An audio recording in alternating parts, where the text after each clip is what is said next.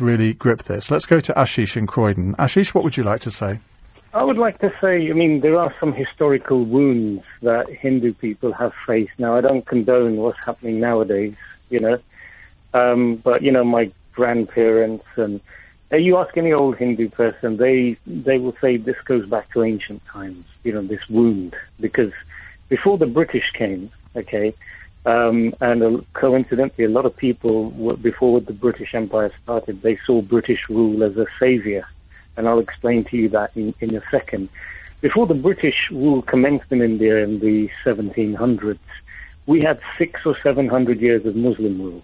A lot of invaders came from Afghanistan and Central Asia, and a lot of the religion was suppressed. A lot of the ancient temples. If you look at it, Hinduism is one of the oldest religions, and yet there's no old temples in the north of India. Most of them, the oldest being from the 1700s, because a lot of them were destroyed. A lot of the religion was suppressed.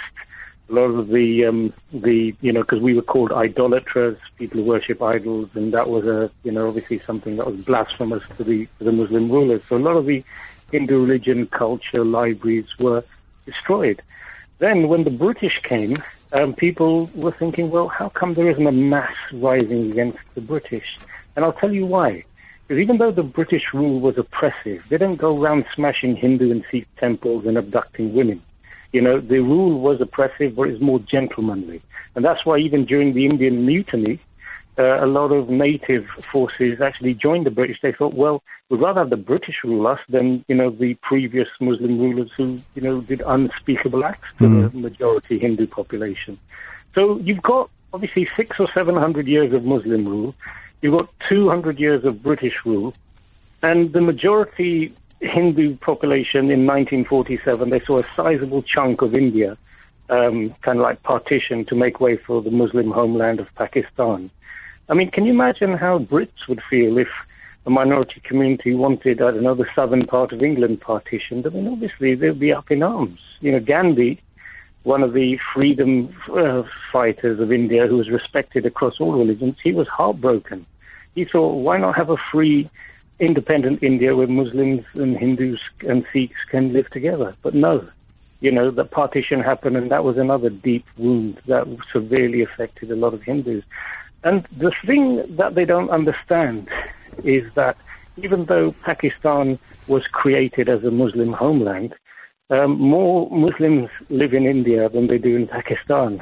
So, that was a confusion as well. Okay, we've made a Muslim homeland, and yet, the majority of the Muslims chose to live in India. So going back to the rise in Hindu nationalism that we're seeing at the moment, how serious do you take that? How seriously do you take that?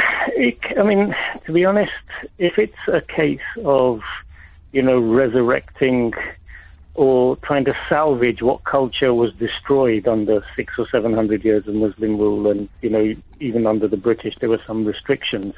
If it's a case of a salvaging of culture, salvaging of religion, then, I'm all for it. But when you've got, obviously, violence against people of minorities and, people of other castes, I get scared. At the end of the day, I'm a student of Indian history. I feel, what happened. Even though I was born in the UK, I didn't go to India till I was 26. But, I feel there is that wound that is still there, and that sometimes comes up as anger.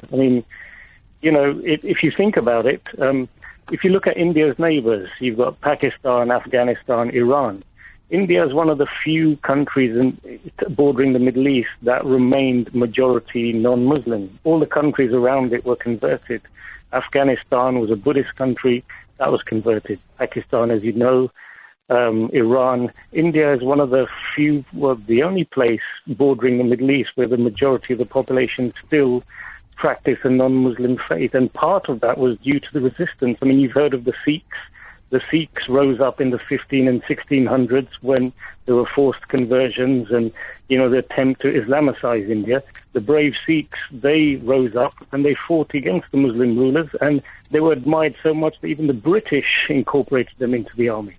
So there's a big, long history of suffering, of genocide, of partition. And, we hear about Kashmir, right?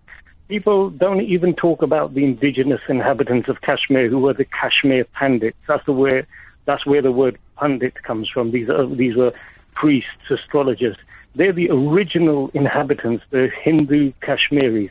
And they've been ethnically cleansed from Kashmir, and yet we don't hear about them. Well, Ashish, we didn't invite you on as a guest. You called into the programme. I'm really glad you did, because you've, I think, educated us hugely over the last few minutes. So we thank you for that.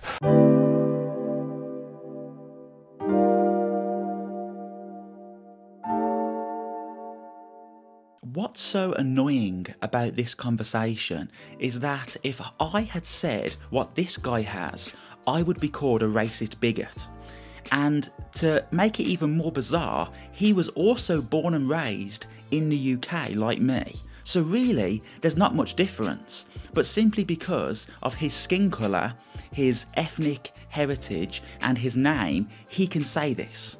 Just imagine if I went onto LBC and told Ian that the Hindus and Sikhs were persecuted under the evil Muslims, the nasty Muslims, and then the white man was their saviour. The white man was the saviour of the brown people. I'd basically be cut off for being a nasty racist, pushing fake news. But he can say it. It's fine, because he has Indian privilege. Something else that I find rather intriguing is whenever you have a discussion on colonialism, you will have the likes of Yasmin Alibi Brown come on and say how evil the white man is, or the evil British Empire colonising the subcontinent, or nasty white people. But she and people like her will never speak about the Muslims controlling India for 600 or 700 years, smashing the Hindu and Sikh temples, destroying their religious monuments, abducting their women as sex slaves, and also, I believe, around 80 million Hindus and Sikhs massacred over that period. That was a genocide. But no, it is never spoken of. Why is that? And that seems really important. And what's even more important is the fact that Muslim colonisation is still happening now. It's happening in England, in Europe. We are still being colonised. And so no, it's only anti-white. Oh, the white man's evil, but never the Muslims.